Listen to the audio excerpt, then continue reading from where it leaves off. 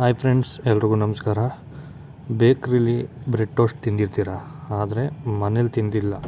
ಇವತ್ತು ಮನೇಲಿ bread toast ಮಾಡೋಣ ಅಂತ ಮಾಡಿದ್ದೀನಿ. ಆದರೆ ಎಕ್ಸ್ಟ್ರಾ ಫ್ಲೇವರ್ ಏನಪ್ಪ ಅಂದರೆ, ನಾನು ಸ್ವಲ್ಪ ಮೊಟ್ಟೆ ಸೇರಿಸ್ಕೊಂಡಿದ್ದೀನಿ. ಮೊಟ್ಟೆಯಲ್ಲಿ ಪಲ್ಯ ಮಾಡಿ ಹಾಕ್ಕೊಂಡು ಬ್ರೆಡ್ ಟೋಸ್ಟ್ ಮಾಡ್ತಾಯಿದ್ದೀನಿ.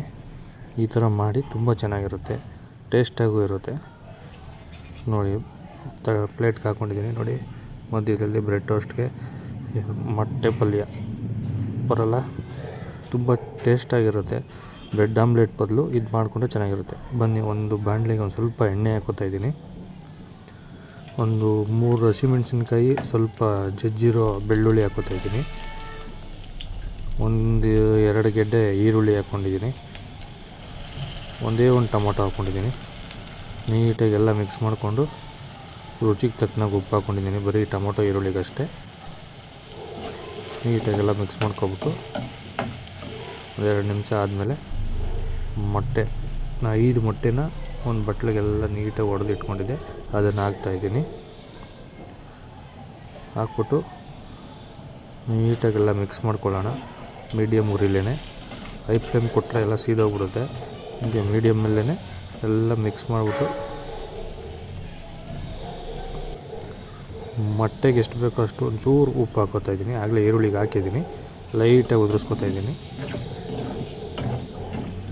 ಈಗ ನೀಟಾಗೆಲ್ಲ ಮಿಕ್ಸ್ ಮಾಡಿಕೊಂಡು ಒಂದು ಅರ್ಧ ಸ್ಪೂನ್ ಚಿಲ್ಲಿ ಪೌಡ್ರು, ಒಂದು 3/4 ಸ್ಪೂನು ಚಿಕನ್ ಮಸಾಲ ಹಾಕ್ಕೋತಾ ಇದ್ದೀನಿ.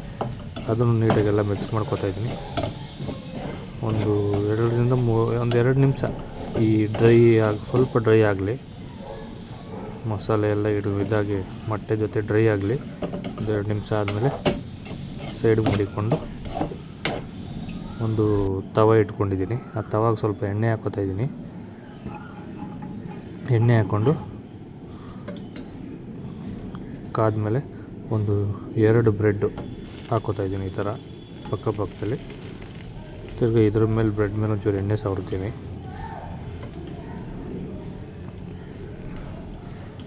ಆಮೇಲೆ ಉಲ್ಟಾ ಮಾಡ್ಕೋತಾ ಇದ್ದೀನಿ. ಏನಿಲ್ಲ, ಒಂದು ಸ್ವಲ್ಪ ಹಿಂಗೆ ಎಣ್ಣೆ ಸವರ್ಬಿಟ್ಟು ಒಂದೇ ಒಂದು 30ರಿಂದ 40 ಸೆಕೆಂಡು ಆದಮೇಲೆ ಈ ಥರ ಉಲ್ಟಾ ಮಾಡಿಕೊಂಡು ಮತ್ತು ಆ ಕಡೆ ಒಂದು ಸ್ವಲ್ಪ 30ರಿಂದ 40 ಸೆಕೆಂಡು ಬಿಟ್ಟು ಆಮೇಲೆ ಏನು ಮಾಡ್ತೀನಿ ಅಂದರೆ, ಈ ನಾನು ಮೊಟ್ಟೆ ಪಲ್ಯ ಮಾಡ್ಕೊಂಡಿದ್ನಲ್ಲ ಮಸಾಲದು, ಅದನ್ನು ಹಿಂಗೆ ಒಂದು ಬ್ರೆಡ್ ಮೇಲೆ ಹಾಕ್ತೀನಿ ಸ್ಪೂನಲ್ಲಿ.